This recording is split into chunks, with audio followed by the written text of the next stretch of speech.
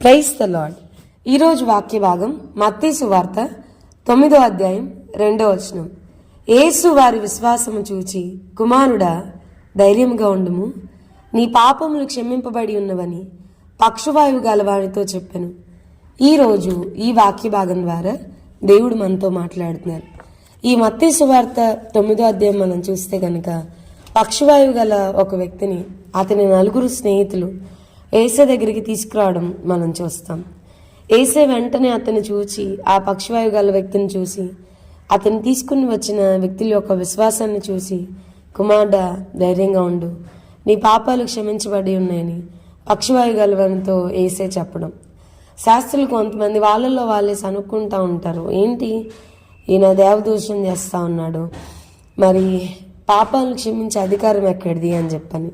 So దేవుడు అడుగుతూ ఉంటాడు, ఒక వ్యక్తిని మరి నీ పాపములు క్షమించబడి ఉన్నవని చెప్పడం సులభమా, లేదా లేచి నడవమని చెప్పడం సులభమా అని అడిగి, మరి దేవుని యొక్క మనిషి యొక్క పాపాలు క్షమించడానికి మనుష్య కుమారునికి అధికారం ఇవ్వబడింది, నాకు అధికారం ఉంది అని ఆయన చెప్తూ వచ్చారు. మరి వేరెక్కడా లేని పాప క్షమాపణ కోసం బైబిల్ ఎక్కువగా మెన్షన్ చేస్తూ వస్తుంది. మనం ఆయన యందు విశ్వాసం ఉంచితే చాలు మన పాపాలు క్షమించబడతాయి. మరి ఈ వ్యక్తి అతని స్నేహితులు ఉంచిన విశ్వాసాన్ని బట్టి దేవుడు మరి పక్షవాయువు గల వ్యక్తి యొక్క పాపాలను క్షమించి అతన్ని స్వస్థపరచడం మనం చూస్తాం. అందుకని వాక్యం చెప్తుంది కదా, యేసు ప్రభువుని హృదయమందు విశ్వసించి నోటితో ఒప్పుకుంటే మన రక్షణ పొందుతాం. మన విశ్వాసం ఉంచితే మనకి పాపక్షమాపణ దొరుకుతుంది. వై హీ ఓన్లీ, ఆయన మాత్రమే ఎందుకు మన పాపాలని క్షమించగలడు, ఎందుకు ఆయనకి పాప క్షమాపణ మీద అధికారం ఉంది, ఆయన ఎలాగా మన యొక్క పాప భారం నుంచి మనల్ని విడిపించగలడు. ఈ రోజుల్లో ఎక్కడ చూసినా కూడా మనుషుల్లో పాపం యొక్క భారము, పాపం యొక్క భీతి, ద బర్డెన్ ఆఫ్ సిన్ అనేది ప్రతి ఒక్కరు మోసుకొని వెళ్తా ఉన్నారు. అది వారు మొయ్యలేని విధంగా ఉంది. అందుకనే they are trying so many ways, చాలా మార్గాలు వెతుక్కుంటా ఉన్నారు. They want to cast it away. ఆ భారాన్ని ఎక్కడ వేసేయాలి, ఎవరి మీద వేయాలి, ఎవరు తీసేస్తారు. సో చాలా పుణ్య కార్యక్రమాలు చాలా చేస్తూ ఉన్నారు.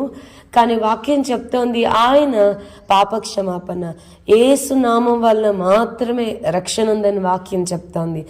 ఎందుకు ఈయన మాత్రమే మన పాపాలని క్షమించగలడంటే he has paid the price. ఆయన మన పాపముల కొరకు వెల చెల్లించిన దేవుడుగా ఉన్నాడు, మన ప్రతి పాపం కొరకు. అందుకని వాక్యం చెప్తోంది కదా, మన ప్రతి రోగము, మన ప్రతి వ్యసనము, మన ప్రతి పాపము, మన ప్రతి శాపము కొరకు ఆయన మ్రాను మీద శాపగ్రస్తుడిగా బ్రాలాడాడు. ఆఖరి రక్త పొట్టు కూడా మన కొరకు ఆయన కార్చాడు. మన తలంపులతో చేసిన పాపాలకి తన తలకి మొలకిరీటం పెట్టుకున్నారు. మన అరచేతులతో చేసిన పాపాలకి మన అరచేతులకి మేకులు కొట్టించుకున్నారు, ఆయన అరచేతులకి మేకులు కొట్టించుకున్నారు. మన అరికాలతో చేసిన పాపాలకి తన అరికాలకి మేకులు కొట్టించుకున్నారు.